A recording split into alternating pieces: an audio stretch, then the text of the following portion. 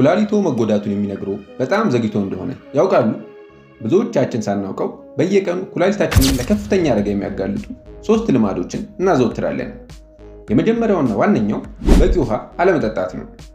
በቂ ውሃ አለመጠጣት ኩላሊታችን መርዛማ ነገሮችን ከሰውነታችን ለማጣራት የሚያደርገውን ስራ እጅግ ያከብድበታል።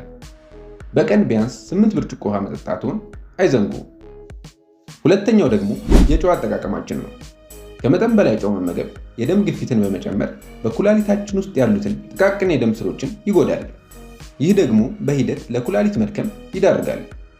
በመጨረሻም ያለ ሐኪም ትዕዛዝ የሚወሰዱ የህመም ማስታገሻዎች ናቸው።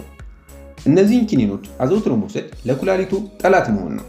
ማንኛውንም መድኃኒት ከመውሰዱ በፊት ሐኪምዎን ማማከር ይኖርቦታል። ጤናዎ በእጅዎ ነው። እነዚህን መረጃዎች ለወዳጆ በማጋራት ህይወት ይታደጉ። ለተጨማሪ ጠቃሚ ጤና ምክሮች ፎሎ ያድርጉ።